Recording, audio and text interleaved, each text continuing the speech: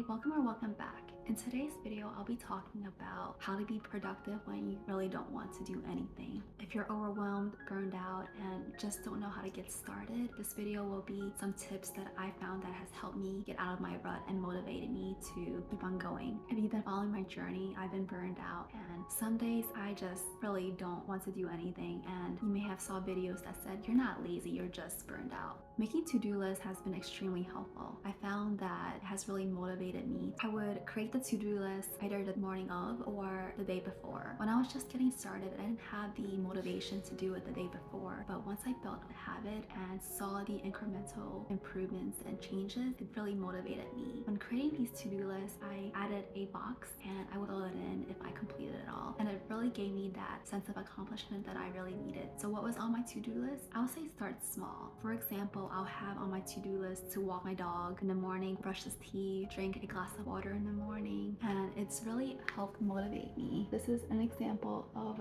what I have. There's no rules to creating to-do lists, but I would also add that don't make it too complicated so then you're super overwhelmed. If there is a big project, I would break it into small increments, and something that's been really helpful is that I would dedicate say 10 or 15 minutes. And once I did get the momentum to get started, that encouraged me to keep on going. So definitely take baby steps and don't feel the need to complete a big project all in one day. On my to-do list, I also would have fun items that I would look forward to. So examples would be having dinner with friends, taking naps, and just encouraging myself to have time for myself. Again, I would recommend not overwhelming yourself with too many items on your to-do list, so really keep it simple. Another way to keep yourself productive is to give yourself permission to take breaks.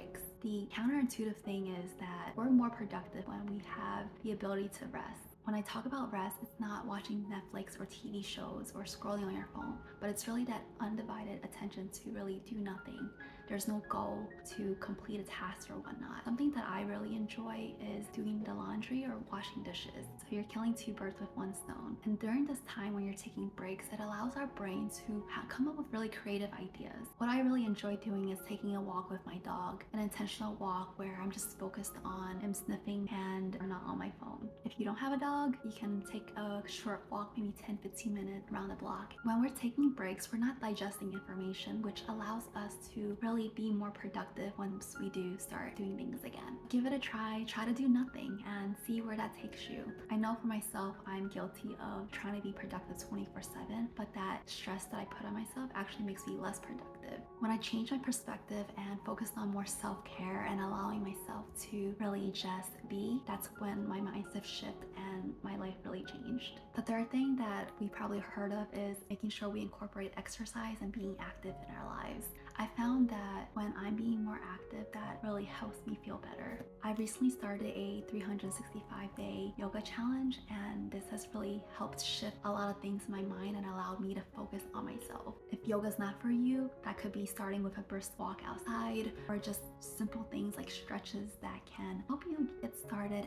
and be more active. Whether it's yoga, a brisk walk, or join the gym for a class and whatnot, just get your heart rate and you'll really feel the difference when you are working on something and you can focus on it more. With exercise, that usually helps us sleep a little better, and that's the next thing that I'll talk about. Sleep is really important, and getting a good night's rest makes a world's difference. I'm sure you've had days and nights where you didn't get much sleep and you were really feeling it the next day. So I would really encourage you to prioritize sleep. And for myself, I know that I need at least 7 to 8 hours to fully function, and my productivity really drops when I'm not sleeping well. Speak to a medical professional if you are struggling with sleep and have insomnia. There's a book by Matthew Walker called Why We Sleep, and it's a really great book that I started and actually puts me to sleep.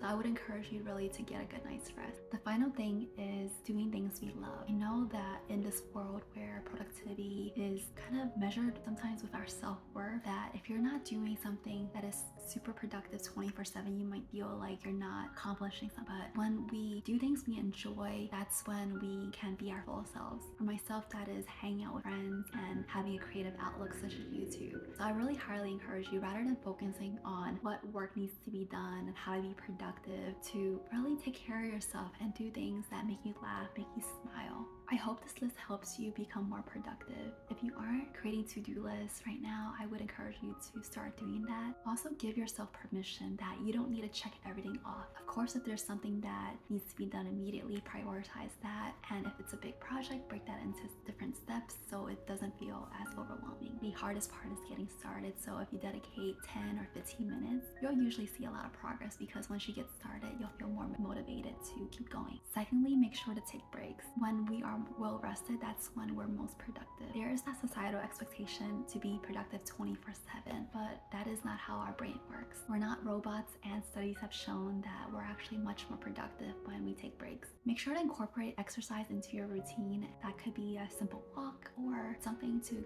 get your heart pumping. Sleep is so important, so if you're not getting a good night's rest, I would encourage you to prioritize that. There's so many videos and resources out there about how to get better sleep, and a lot of it for myself is managing my stress and anxiety, and I found yoga has been really helpful, being mindful of how I feel and just being intentional with my time. Lastly, don't forget to do things that you enjoy, because when we're doing things that we love, that's what life is about, right? And I would encourage you to not only focus on being productive, but doing stuff that makes you smile. Thanks for joining me as I recap these productivity tips. I really hope this was helpful for you. If you found this video helpful, please give it a like. And if you want to see more content from myself, please subscribe, and I'll see you next time. Thanks again for watching.